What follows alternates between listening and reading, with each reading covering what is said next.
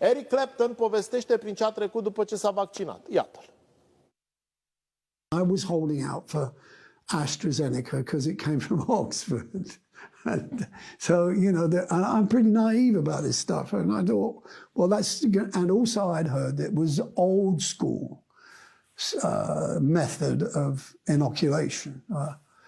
And I went and had the jab. And within several hours, I was shaking like a leaf. And I went to bed early and I couldn't get warm. And I thought, am I running a fever? I was boiling hot and sweating, and then I was cold.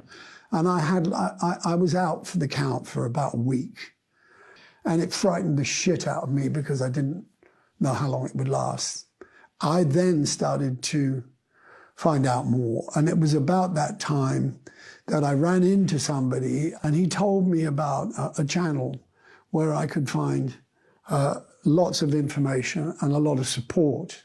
And so I logged on to that. There's a chap called Robin Minotti who runs a channel, and it's for me, I'd felt so alone up until that point.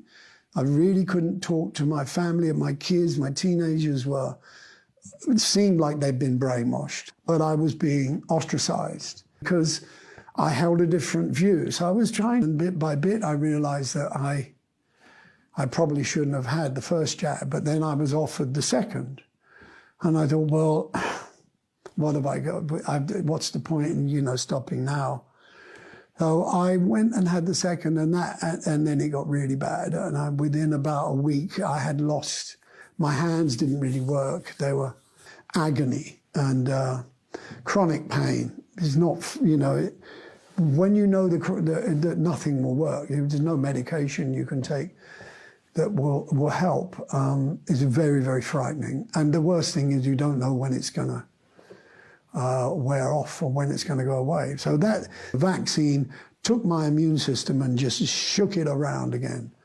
And that's still going on. So, do you feel like you were made aware of those risks beforehand? Oh, God, no.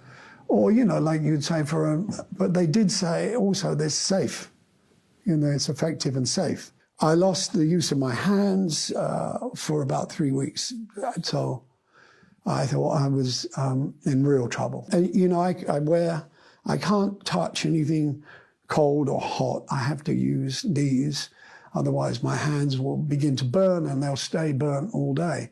Whether I'm talking today on behalf of people like me who may be lost, maybe need to hear someone talk about it from a human point of view without condemnation. Movements the way they are, it's very polarized, and alienation doesn't work. It's not going to help.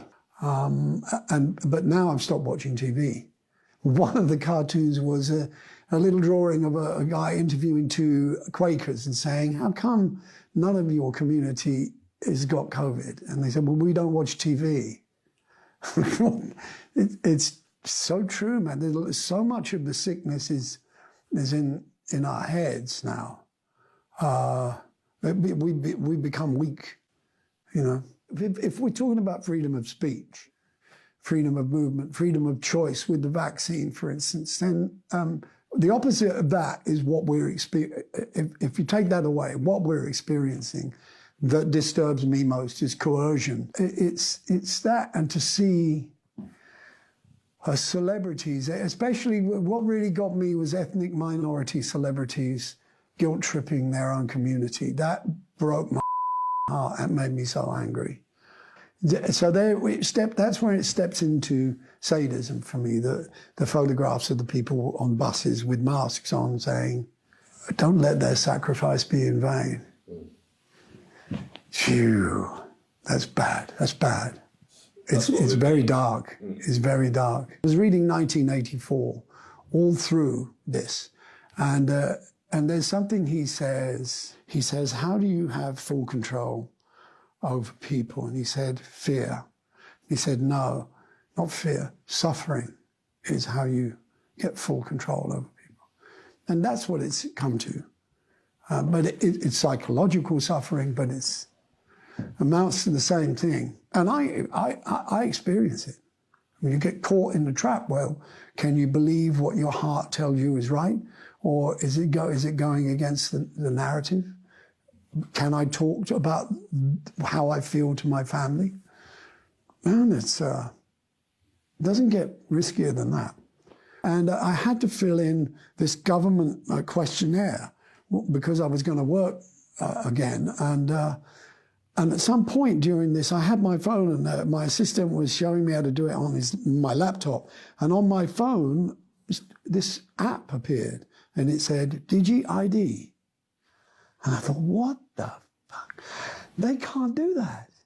You can't make me buy an app, the government app, and I deleted it. But then I thought, now this is where it's going to stop. And that's what Van says. This is going to stop. And I agree. I agree it's got to stop. But where's it coming from? Why aren't more people Fear. speaking out? Fear. Of what? Reprisal.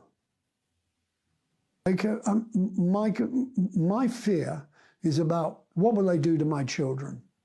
My fear about vaccination is what will it do to my children. Part of the reason, maybe the biggest part of the reason why I'm talking here today. I don't think they, to talk to my daughters about they may not be able to have kids, they don't probably care. At that point in time of your life.